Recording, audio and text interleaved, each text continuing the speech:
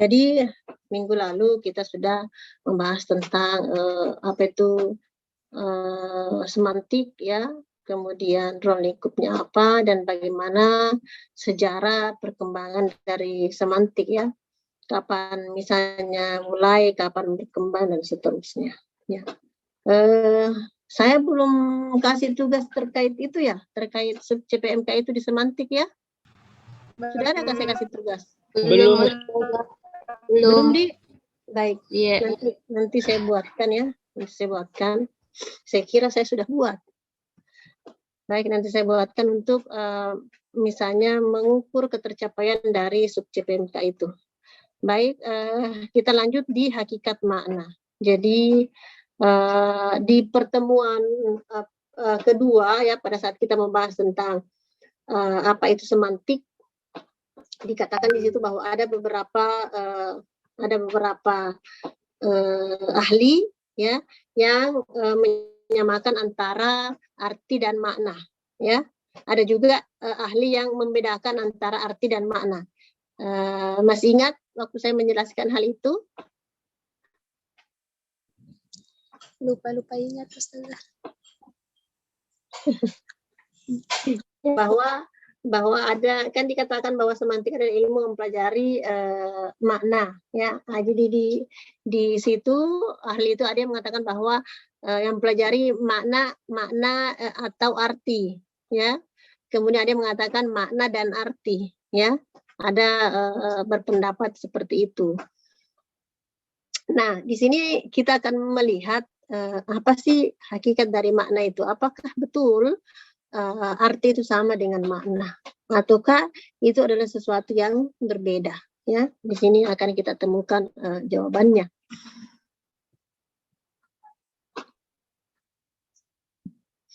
Nah, dalam semantik pengertian makna atau sense dalam bahasa Inggris ya dibedakan dari arti atau meaning dalam bahasa Inggris juga. Jadi di sini sudah kelihatan bahwa sebenarnya makna itu berbeda dengan arti ya. Bahasa Inggrisnya pun juga berbeda ya. Jadi lain makna, lain arti ya. Kemudian makna itu adalah pertautan yang ada di antara unsur-unsur bahasa itu sendiri ya. Jadi hubungan antar kata yang ada di dalam suatu kalimat itulah yang dikatakan makna ya. Itu yang dikatakan makna. Karena bisa jadi ya, bisa jadi suatu kata itu memiliki arti, tetapi pada saat dia sudah terangkai di dalam suatu susunan kalimat, dia bisa saja artinya itu tidak sama dengan arti sebelumnya. Nah, itulah yang dimaksud dengan makna ya. Jadi makna secara secara kamus itulah arti ya, arti kamus ya. Itu yang dikatakan makna al-mu'jami atau makna asasi, makna dasarnya, makna mu'jamnya ya, makna kamusnya itu arti ya. Tapi pada saat dia sudah terangkai ya, itu adalah makna. Ya, katakan di sini makna adalah pertautan yang ada di antara unsur-unsur bahasa itu sendiri, terutama kata. Misalnya kalau kata itu sudah terangkai, maka itulah dia punya makna. Misalnya seperti ini, seperti huruf ya dalam bahasa. Misalnya min ya. Min itu punya arti ya, punya arti. Min itu misalnya dari, punya arti ya. Tetapi dia tidak akan punya makna kalau dia tidak terangkai di dalam suatu kalimat. Ya. Nanti dia bermakna kalau dia terangkai. Tapi kalau dia masih berdiri sendiri, ya, maka dia hanya punya arti. Tapi kalau sudah masuk dalam kalimat, baru dia punya makna. Ya. Itulah sebabnya makna huruf jar itu beragam. Tergantung bagaimana rangkaian kalimat itu ya. Jadi kalau kita di semantik nanti ini ada yang membahas tentang makna partikel. Nah, ini misalnya huruf jar, nanti ini bisa diangkat oleh pemakalah yang membahas tentang makna partikel, ya. Karena huruf jar itu memang punya banyak arti, ya, punya arti, tapi pada saat dia masuk dalam kalimat, dia sudah bisa mempunyai makna lebih dari satu, ya, lebih dari satu. Begitu pula dengan huruf jar yang lain, misalnya alba, ila, ya, an, ya. Itu tergantung kepada rangkaian kalimat, rangkaian kata-kata yang ada dalam kalimat itu yang akan menunjukkan maknanya, ya. Nah, dari sini kita bisa melihat bahwa makna itu berbeda dengan arti, ya, berbeda dengan arti.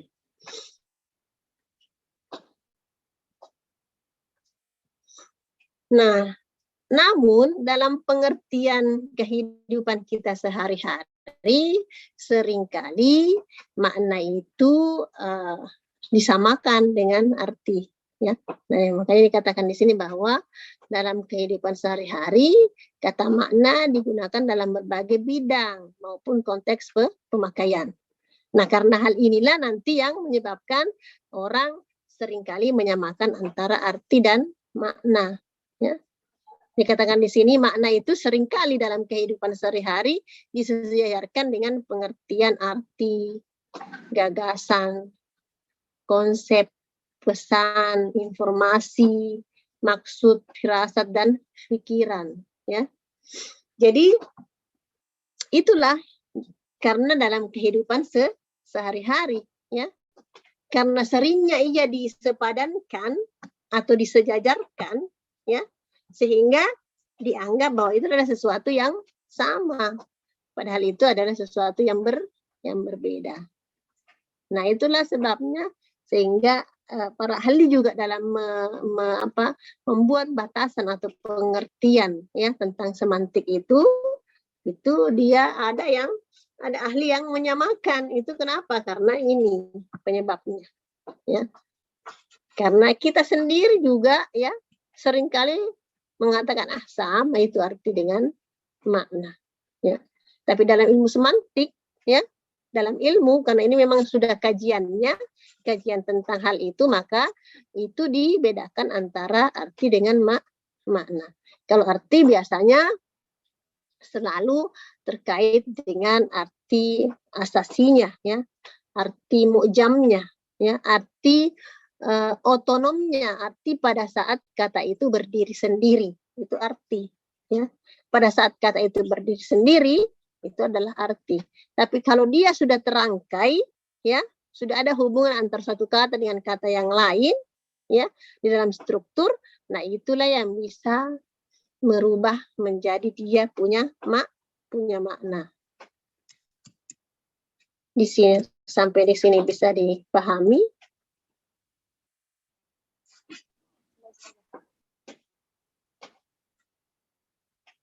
Bagaimana? Suara saya jelas? Jelas. Ya. Baik. Soalnya diam-diam semua.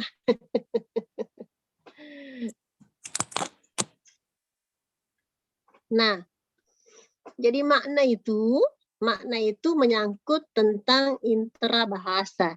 Jadi apa yang terjadi di dalam bahasa itu, ya. Apa yang saya lihat dalam satu kalimat, apa yang terjadi di situ.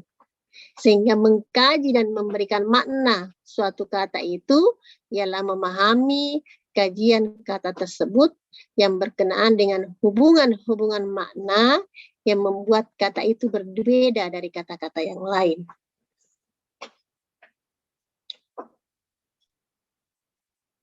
Contoh saja, ya, kalau saya mengatakan ja'al muslimu masalan, ja'al muslimu dengan ra'aitul muslimah, sama-sama kata muslim, sama-sama kata itu mempunyai arti muslim, kan? Apa artinya muslim? Orang Islam, kan? Ya. Nah, orang Islam, al-muslim itu orang Islam. Tapi pada saat kata itu sudah masuk di dalam suatu kalimat, ya, sudah masuk dalam satu struktur, maka makna itu bisa saja menjadi berbeda, ya. Bisa saja makna itu menjadi berbeda. Contohnya tadi ja'al muslimu, ya. Al-muslim di sini maknanya orang muslim, tetap orang muslim, tapi dalam hubungan antara kata ja'a dengan al-muslim, ya, maka al-muslim di sini dia pelaku, ya, dia pelaku. Maknanya orang muslim di sini sebagai pelaku dalam struktur.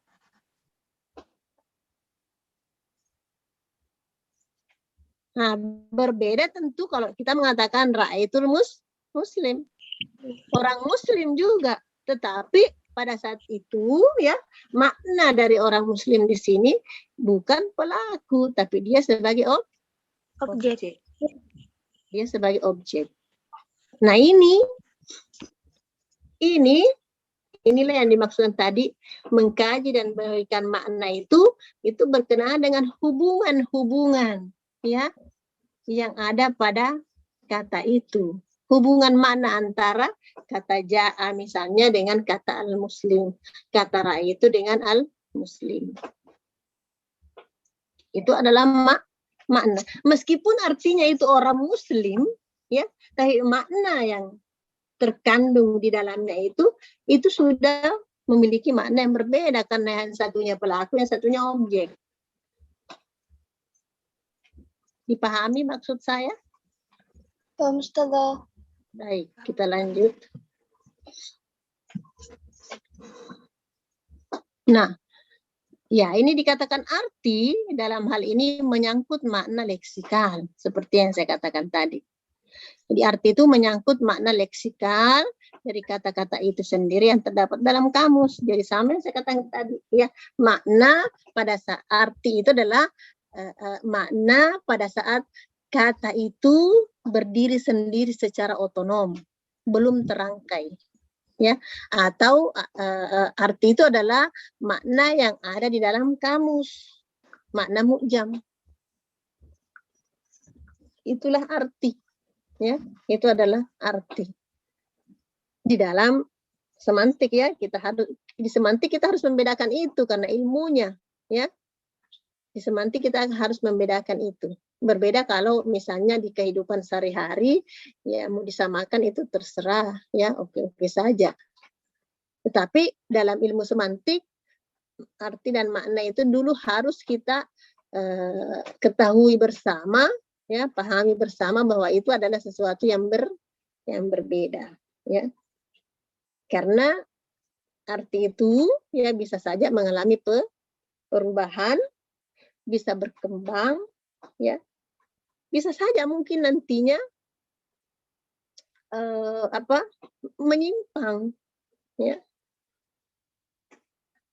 atau berpindah dari makna aslinya. Nah, karena itu nanti kita akan membahas tentang misalnya perkembangan makna, ya, sudah berubah dari makna dari arti leksikal dari kata itu, ya, dari arti leksikalnya. Nah, itu arti, ya. Jadi arti itu adalah terkait dengan makna kata itu pada saat dia berdiri sendiri secara otonom, sama dengan pendapatnya Aristoteles kemarin, ya, yang kita bahas bahwa makna itu menurutnya ada makna pada saat dia berdiri sendiri secara otonom, dan yang kedua adalah makna pada saat misalnya dia tersusun dalam susunan gramatikal. Itu menurut Aristoteles pembagian dari makna itu, ya, yang merupakan cikal bakal munculnya semantik. Nah, jadi ini, ya, jadi dipahami bahwa arti itu terkait dengan makna leksikal, ya, atau makna mu'jam, makna yang ada di dalam kamus. Sementara makna sendiri itu adalah makna yang terkait dengan hubungan-hubungan, ya, yang ada di dalam bahasa itu sendiri pada saat dia misalnya dalam struktur dari susunan gramatikal, ya, maka itu terkait dengan makna. Misalnya lagi contohnya kata lah membunuh, ya, kita menjadi kata lah hanya beda satu huruf saja, hanya beda satunya tidak panjang, satunya kafnya panjang. Nah, itu sudah mempunyai makna yang berbeda dari arti kamusnya, ya, dari arti mu'jamnya. Ya. Saya yakin Anda sudah paham antara apa perbedaan arti dan makna, ya. Saya merasa sudah cukup menjelaskannya, ya. Semoga saya tidak salah rasa.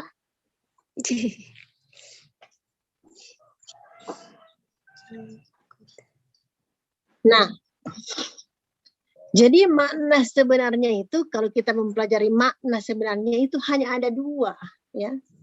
Kalau kita mau lihat, ya, secara umum, ya, makna itu sebenarnya hanya ada dua. Pertama itu makna leksikal, dan yang kedua adalah makna gramatikal. Apa itu makna leksikal yang tadi, ya?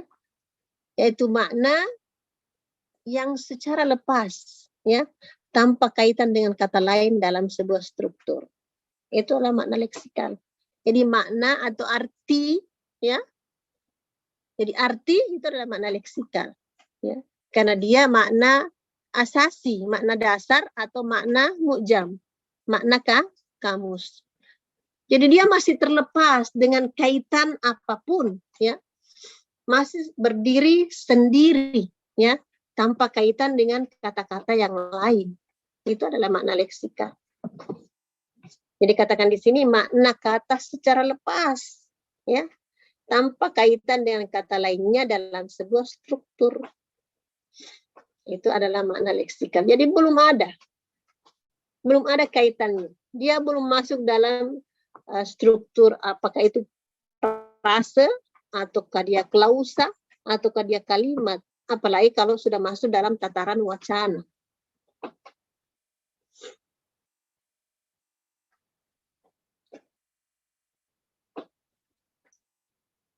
Kemudian yang kedua adalah makna gramatikal, ya. Makna gramatikal, struktur, ya, atau bisa juga diistilahkan dengan dilala sarfiyah atau dilala nahwiyah. Jadi makna baru yang timbul akibat terjadinya proses gramatikal, ya. Itu adalah yang dimaksud dengan makna gramatikal. Makna baru yang timbul akibat terjadinya proses gramatikal. Bisa, diantaranya bisa pengimbuhan, ya, bisa pengulangan, bisa pemajemukan, ya, ataukah dia sudah berada dalam susunan gramatikal dalam bentuk kalimat, ya. Kalau yang proses gramatikal, pengimbuhan, pengulangan, pemajemukan itu kan baru dalam batas misalnya kata, ya, dalam batas frase atau klausa. Tapi kalau dia lagi dalam bentuk kalimat, ya, itu sudah melangkah kepada dilala nahwiyah, ya, ke struktur. Jadi kalau sudah sudah mempunyai kaitan dengan kata lain dalam sebuah struktur, itu sudah gramatikal, ya. Itu sudah masuk dalam gramatikal. Jadi bukan hanya terbatas di pengimbuhan, pengulangan, pemajemukan, ya, tapi bisa sampai ke tataran struktur, ya. Seperti yang saya contohkan tadi, Jalan Muslim dengan Ra'aitul Muslim, ya. Itu sudah otomatis sudah bermakna, ya, sudah ada gramatikalnya, karena sudah masuk dalam rangkaian struktur.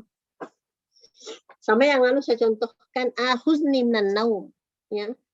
Minggu lalu ada kata ahuzni minan naum, saya ketiduran, ya. Itu sudah masuk di dalam makna gramatika karena sudah masuk dalam struktur, ya. Makna struktur. Karena kalau kita ingin memaknainya secara leksikal, maka maknanya akan rancu. Nah, Husni, ya, ambillah saya minan naum dari tidur.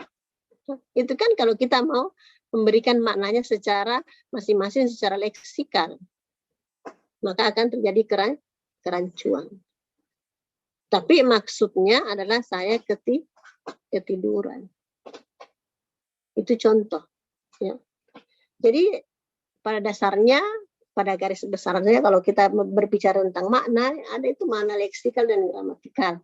Nah, makna gramatikal inilah nanti yang banyak, ya, karena akan mencakup berbagai macam makna morfologis masuk, ya, makna frase masuk, ya, makna idiom masuk, makna siaki masuk, makna konteks. Ya.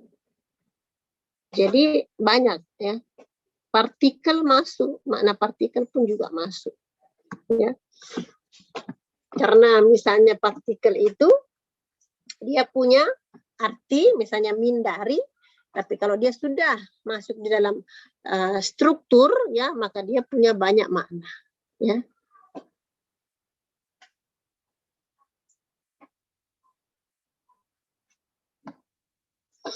Ya, sudah ada ini Farida lagi kebanjiran ini, mau angkat-angkat barang. Farida tinggal di mana ini ya? Di Maros, Ustazah. Itu juga tadi Ustazah Katarina juga sama. Dia ada ngechat saya. Kenapa? Katanya kalau misalkan di absen, saya izin karena air udah mulai masuk katanya di pekarangan rumah. Katerina di mana sekarang tinggalnya Katerina? Di Makassar, Ustazah. Berarti ya BTP. BTP di? Iya, Ustazah. Iya, kayaknya BTP itu Katerina. Baik, kita lanjut ya. Kita lanjut. Nah, sekarang kita masuk ke makna leksikal. Kita belajar dulu tentang makna leksikal ya. Karena gramatikal itu pembahasannya nanti akan ada di pertemuan-pertemuan setelah meet. Otomatis di sana nanti kita akan membahas tentang gramatikal lebih banyak. Nah, makna leksikal. Jadi makna leksikal itu terkait dengan makna denotasi dan konotasi. Ya, terkait dengan makna denotasi dan konotasi. Apa itu makna denotasi? Makna yang sebenarnya. Ya. Jadi makna denotasi atau makna denotatif itu adalah makna referensial. Ya. Masih ingat kata referensial yang ada di pertemuan pertama, pertemuan kedua. Ya. Kita di situ ada ahli yang mengatakan, Ferdinand ya, mengatakan ada penanda, ada anda petanda. Ya. Misalnya kalau kita menyebutkan bunyi meja, ya, kemudian referensinya itu, rujukannya itu mengarah ke bagaimana gambaran meja itu yang ada di alam pikiran kita. Itu referensinya, itulah makna denotatif. Ya. Jadi makna yang menunjukkan langsung kepada acuan atau makna dasarnya. Itu adalah makna denotatif. Referensinya. Kalau kita mengatakan bunga, ya, kalau kita misalnya mengatakan bunga, maka referensi kita, ya, maka apa yang menjadi rujukan langsungnya itu bunga, tentu yang kita pikirkan adalah bunga yang ditanam, ya, yang dipot, bunga ros misalnya, atau bunga apalagi yang mahal-mahal sekarang. Saya tidak hafal nama. Apa aglo itu? Aglonema. Nah, yang itu ya.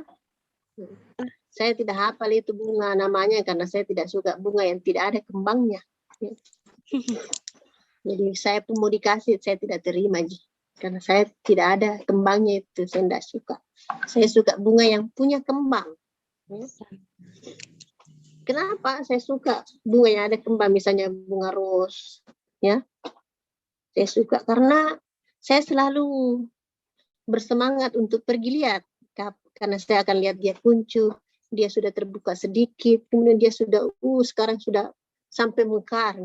Itu saya suka. Tapi saya bicara begini, saya tidak minta bunga ya. Tidak, ini kebetulan tadi saya bicara tentang bunga. Terkait dengan makna denotatif. Jadi kalau kita mengatakan bunga, maka yang di pikiran kita itu, ya. Yang pertama di pikiran kita itu makna denotasinya, ya. Makna yang menjadi acuan dasarnya.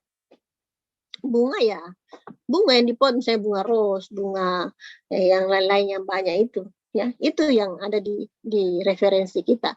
Itu adalah makna referensialnya, makna denotatifnya. Jadi pada saat misalnya kita menyebutkan bunga, itu yang ada di pikiran kita. Ya, bukan bunga bang, ya. Kalau orang sudah bercerita bunga bang, lain lagi itu sudah bukan lagi di makna denotasi, ya. Jadi yang dimaksud dengan denotasi itu adalah makna sebenarnya, makna lugas, makna hakiki, ya. Itu adalah makna denotasi.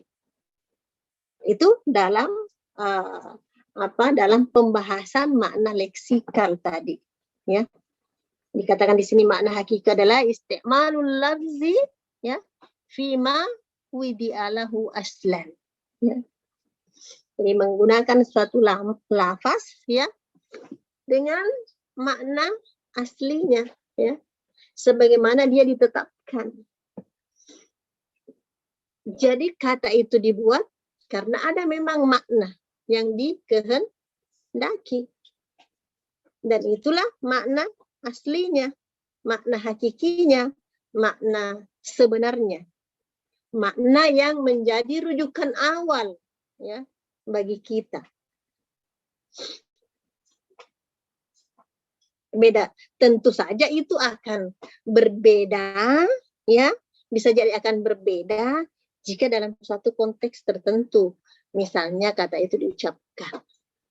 Misalnya kalau di lingkungan bank, orang bercerita bunga, tentu bukan bunga ros maksudnya, ya. Karena situasi dan kondisinya yang berbeda. Tentu bukan bunga ros, bukan bunga aglo dan sebagainya. Ya. Tentu yang di situ yang dimaksudkan adalah bunga bank. Ya, bunga bank. Misalnya kalau sudah berapa sekarang anunya bunga. Bukan itu bunga yang dimaksud adalah bunga ros, harganya bunga ros atau harganya bunga aglo. Ya. Tapi sudah mungkin berapa persen peningkatan bunga itu, ya. Bukan tidak, bunga aku sudah bagus. Sudah tumbuh, sudah, bukan itu yang ditanya, ya. Kalau di bank. Nah, itu adalah makna denotasi. Contoh merah, ya. Contoh merah itu warna, ya. Kalau kita mengatakan merah, maka rujukan kita awalnya itu adalah warna. Kalau kita mengatakan merah, adakah yang misalnya di antara kalian yang kalau orang menyebutkan merah, bukan merah warna dulu yang dia pikir, yang terlintas di pikirannya? Apakah ada yang langsung mengingat darah?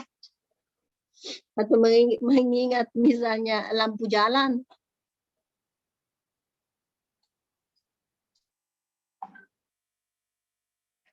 Ya, harusnya tidak, ya, harusnya tidak.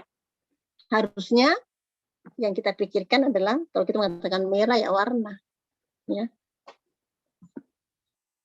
Karena itu adalah referensi awal, rujukan awal dari kata merah itu sendiri. Jadi pada saat merah itu diciptakan kata itu, memang rujukan awalnya adalah warna, bukan yang lain. Begitu pula dengan ular, ya. Kalau orang berkata ular, ya yang di pikiran kita ya binatang yang menjalar itu, tidak berkaki, kulitnya bersisik. Pasti di situ di pikiran kita, bukan ular yang lain. Ya. Begitu pula misalnya dengan kata asad dalam bahasa Arab misalnya. Asad itu singa. Ya. Asad itu singa. Nur itu cahaya. Al-Bahar itu laut. Itu semua adalah makna-makna referensial, ya, atau makna denotatif, makna asli, makna sebenarnya, makna hakiki dari kata-kata ini. Nah, itulah semua yang dimaksud dengan makna denotatif yang masuk dalam pembahasan tentang makna leksikal. Itu semua terkait dengan arti, ya. Karena makna kamusnya. Berikutnya, makna konotasi. Makna konotasi juga adalah pembahasan dalam makna leksikal. Jadi makna konotatif, ya, atau makna evaluasi, ialah makna tambahan terhadap makna dasarnya yang berupa nilai rasa atau gambaran tertentu. Jadi makna tambahan, bukan makna asli, bukan makna dasar, tapi ada makna tambahan dari makna dasar itu. Itu adalah makna konotasi. Di istilah lain dikatakan makna tambahan, makna bukan sebenarnya, makna kiasan, ya, atau makna majazi. Kalau misalnya Anda biasa dalam literatur Arab Anda menemukan mengatakan makna hakiki atau makna majazi, nah itu. Makna hakiki itu adalah makna, sementara makna majazi adalah makna konotasi. Apa yang dimaksud dengan makna majazi di sini? Dikatakan al-lafdul musta'mal fi ghairi ma wudi'a lahu li alaqatin ma'a karinatin min iradatil makna al-asli. Ya. Jadi lafaz yang digunakan yang bukan pada tempatnya. Apa maksudnya bukan pada tempatnya? Berarti bukan aslinya, bukan sebenarnya. Li'alaqatin ma'akarinatin mani'atin min iradatil makna asli. Ya. Kenapa tidak dimaknai dengan makna yang seharusnya? Karena katanya ada alaqah, ada hubungan. Ma'akarinatin disertai dengan karina, mani'atin yang melarang. Melarang min iradatil makna asli, untuk memberikannya atau untuk memaknainya dengan makna asli. Ya. Jadi ada yang larang kita memberikan makna asli pada kata-kata itu. Ya.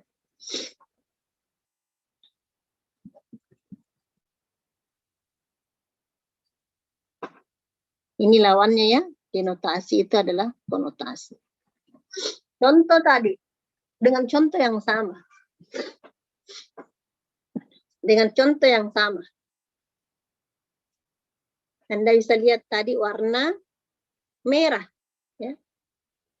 Merah tadi itu menunjukkan warna. Apa makna tambahannya atau makna konotasinya dari kata warna merah? Dari kata merah, itu konotasinya adalah berani. Ya. Merah itu berani. Konotasinya yang lain itu dilarang. Itulah sebabnya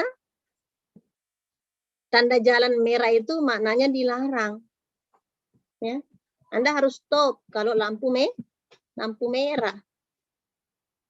Karena itu adalah makna tambahannya, makna konotasinya, bahwa Anda dilarang jalan. Ya. Harus stop.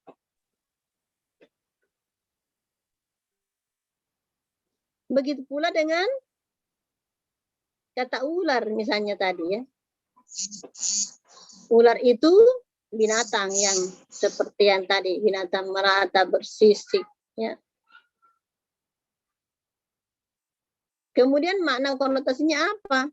Berbahaya, menakutkan. Jadi jangan heran kalau misalnya Anda mengatakan ular, orang langsung ketakutan karena memang itu adalah makna tambahannya. Ya, itu memang makna tambahannya. Yang bilang ular jilagi, nah itu makna tambahannya. Ya.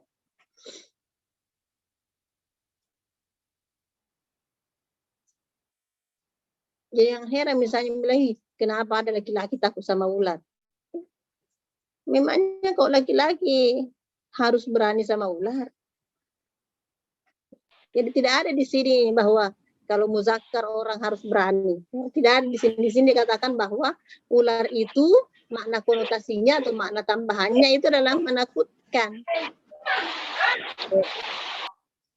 Jadi jangan misalnya salah kalau Anda mengatakan ular, banyak orang yang lari ketakutan. Kenapa? Karena itulah makna konotasinya atau makna tambahannya. Sama dengan asad, ya, singa. Makna konotasinya singa itu berani. Ya. Makna konotasinya singa itu adalah berani.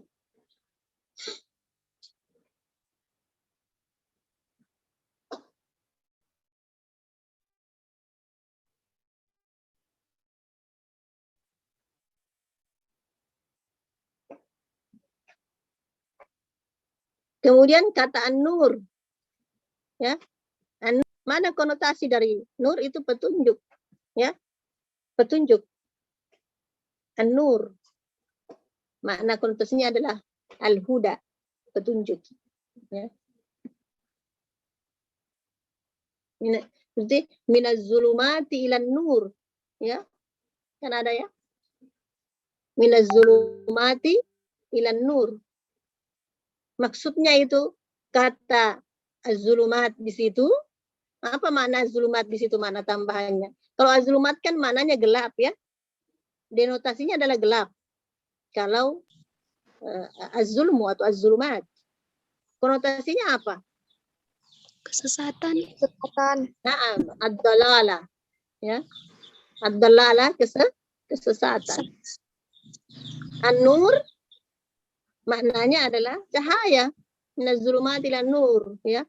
Dari yang gelap gulita kepada yang cahaya yang terang benderang.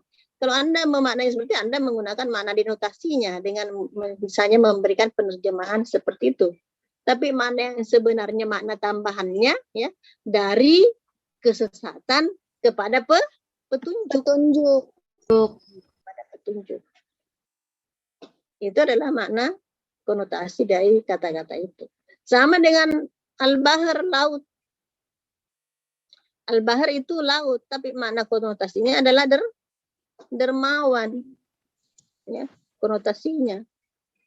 Jadi orang yang dermawan itu selalu disifatkan dengan laut. Jadi kalau ada misalnya orang yang mengatakan kepada kalian, anta kal bahar, ya, kamu seperti laut, jangan marah. Ya. Kamu seperti laut. Jangan marah. Justru harusnya Anda bangga ada yang orang mengatakan Anda seperti laut. Karena laut itu konotasinya adalah dermawan. Coba Anda lihat bagaimana dermawannya laut. Anda bisa menggambarkan apa sifat dermawannya laut? Karena luasan. Siapa yang ya? Karena banyaknya. Banyak. Nurul Fadila. Banyak apa? Luas dan dalam. Jadi. Oh, luas dan dalam. Luas dan dalam, jadi dia dermawan gitu. Iya, enggak terbatas sih, enggak terbatas kan. Banyak sumber dayanya.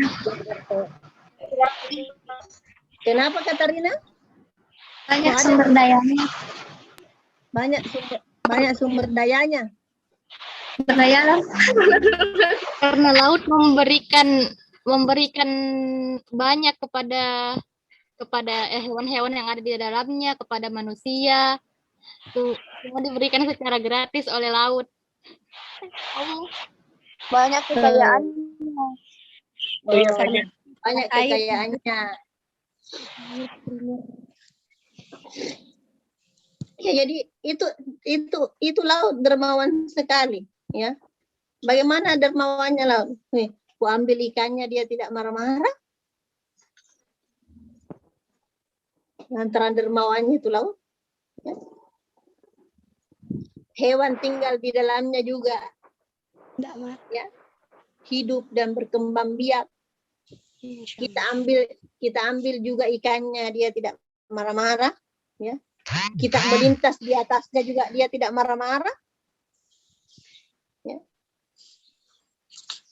Kau pergi kasih kering juga jadi garam. Kenapa tidak tanah, Garam Ustazah? itu. Kenapa? Kenapa tidak tanah? Lebih kaya laut. Oh. Lebih kaya laut. Hmm.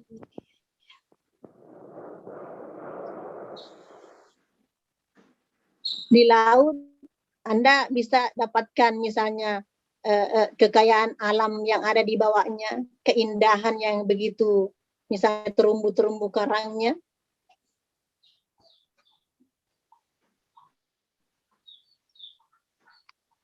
Anda bisa mengambil apapun dari laut. Tidak ada sesuatu pun yang di laut itu yang tidak berguna. Airnya pun ya bisa menjadi obat. Ya. Airnya bisa menjadi obat. Kalau Anda gatal-gatal, pergi berendam di laut. Kaki kram-kram dan sebagainya, pergi ke laut.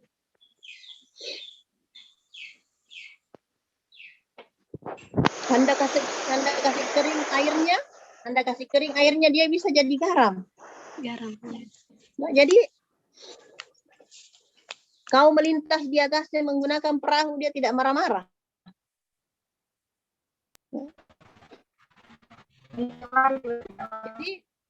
Jadi disitulah makna tambahan dari kata laut itu, ya, makna tambahannya di situ. Masih banyak contoh-contoh yang lain, ya. Sama tadi misalnya bunga, yang saya sebutkan bunga, ya, makna dasarnya bunga, ya, makna dasarnya bunga, ya itu tadi bunga kembang, ya, seperti ros, ya, bunga, pokoknya semua bunga itu makna dasar. Tapi mana konotasinya bunga? Bisa saja itu adalah seorang perempuan cantik, ya, perempuan cantik, bisa jadi, bisa menjadi bunga bang, ya, bunga bang. Jadi makna konotasinya seperti itu adalah contoh-contoh, ya. Contoh-contoh, masih banyak contoh-contoh yang lain terkait dengan makna-makna konotasi. Ya. Kita lanjut. Nah, pembagian konotasi. Jadi ada katanya, menurut ahli ada namanya konotasi positif dan ada konotasi negatif. Ya. Tapi pembagian ini katanya masih perlu pengkajian lebih jauh. Ya, apakah betul seperti itu? Siapa yang mau kaji ini? Silahkan, kalian semua Anda bisa mengkaji itu, ya. Anda bisa mengumpulkan semua makna-makna konotasi, ya.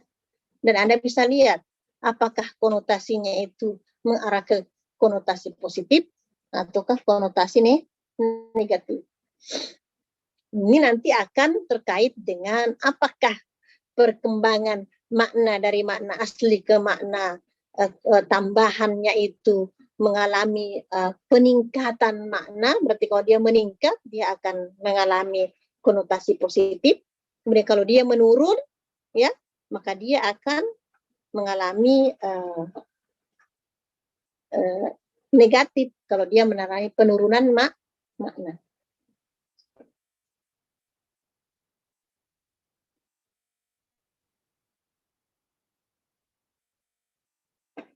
Misalnya kata kupu-kupu.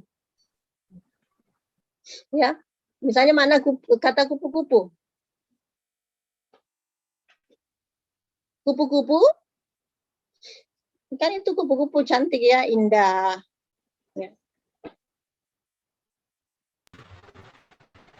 Tapi kalau ditambahin kupu-kupu malam, Wanita malam, pelacur, kah? nah, maka dia akan mengalami konotasi negatif. Negatif. Ataukah misalnya dia mengalami sesuatu jika misalnya mana tambahannya itu justru mana semakin meningkat ya maknanya dari makna aslinya ya itu. Saya pikir ini bisa menjadi kajian kalian ini kalau ada nanti misalnya mau selesai mau mengambil ini ya makna konotasi ya.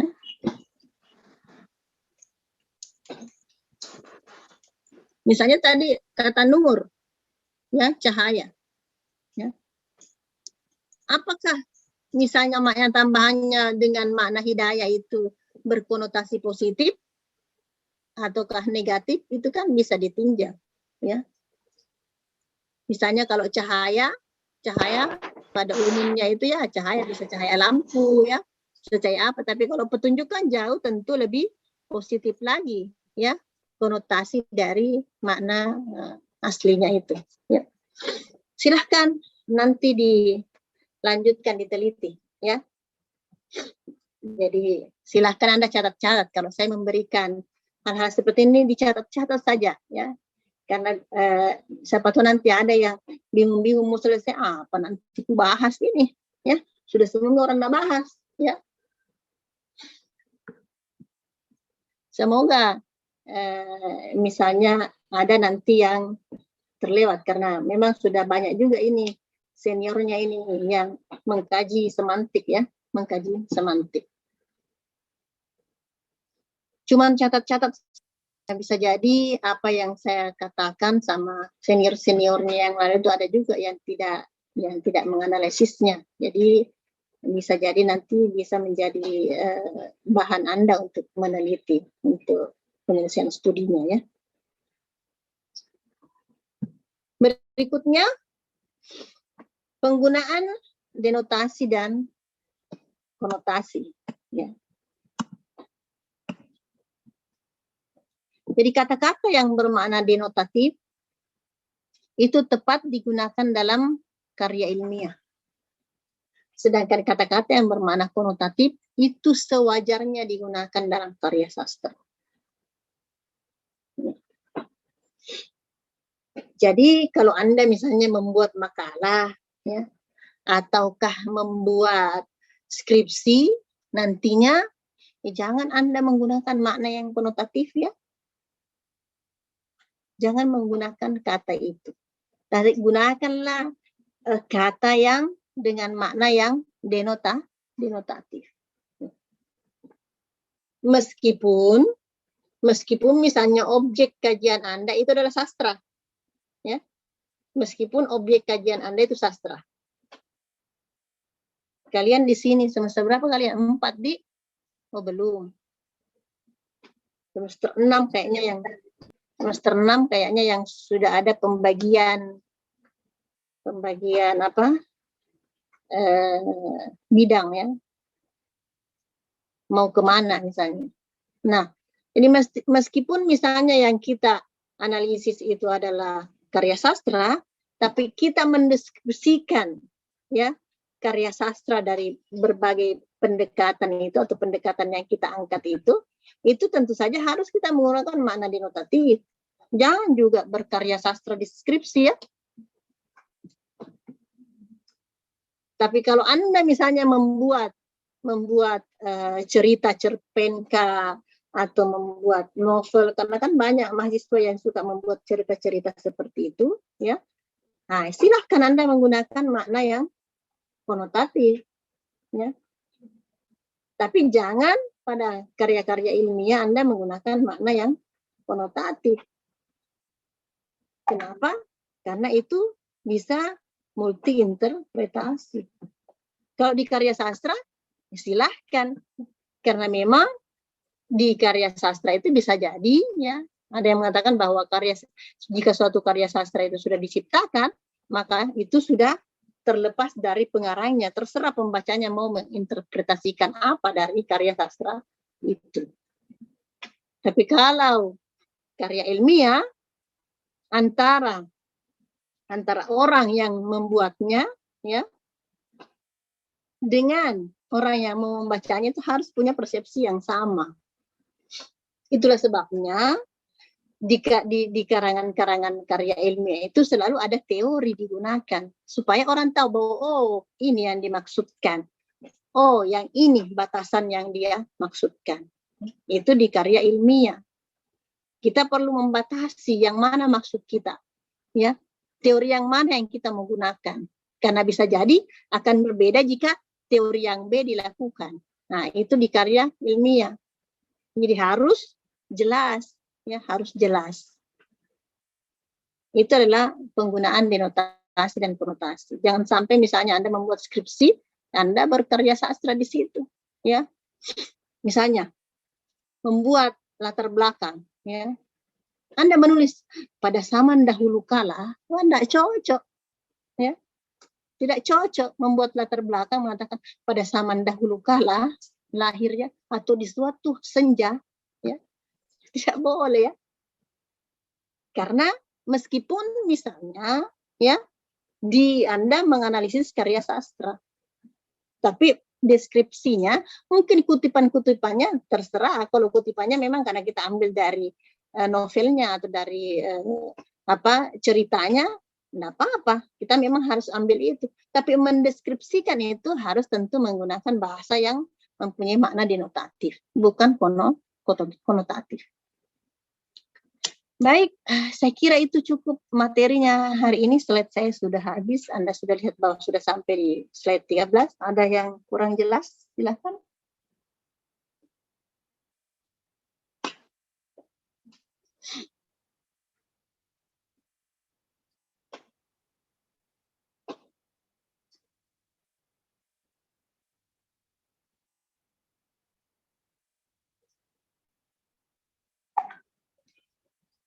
Saya cek dulu psikolog, apakah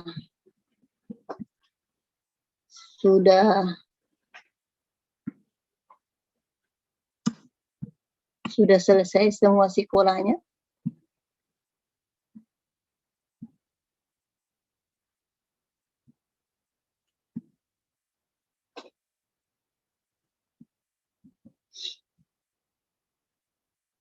Ini Muhammad Lutfi. Belum, ya?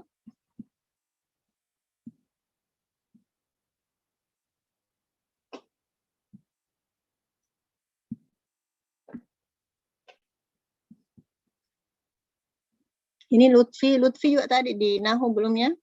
Nuraisi sudah, Nur Fajriyati, ya.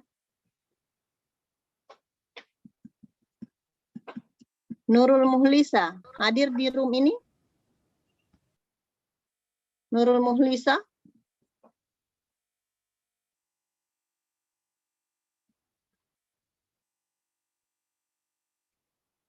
Coba Anda lihat ini.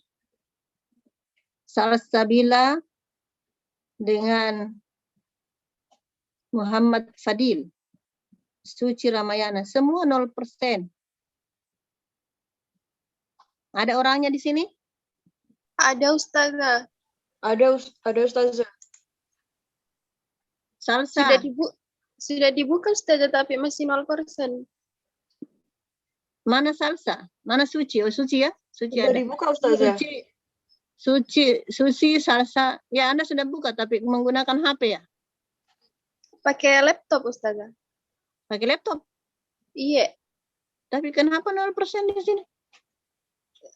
Sejak awal pembelajaran sudah buka tapi masih 0.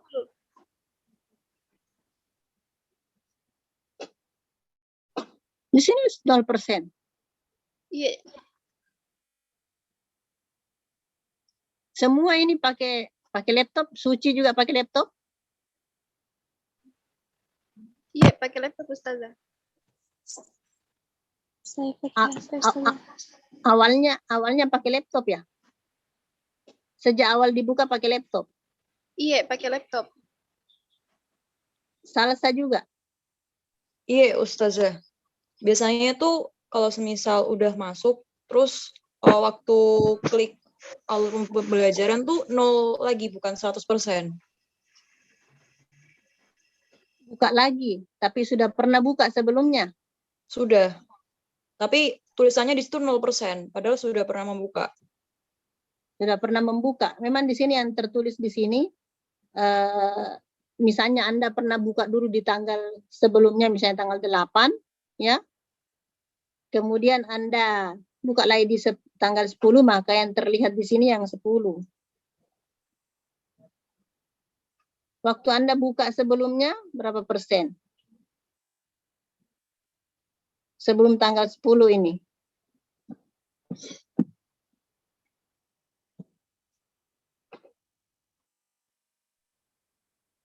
Salsa? Tadi pagi, Ustazah. Oh, tadi pagi dibuka. Iya, tadi pagi jam 8 sebelum nahu. 0% juga. 0% juga. Terus Sekarang juga 0%. mata kuliah sekarang waktu mau masuk ke semantik lagi itu 0%. 0% juga. Anda buka lagi. Anda Iya. buka lagi kembali. Iya. Masih 0% juga. Masih. Ada apa ya?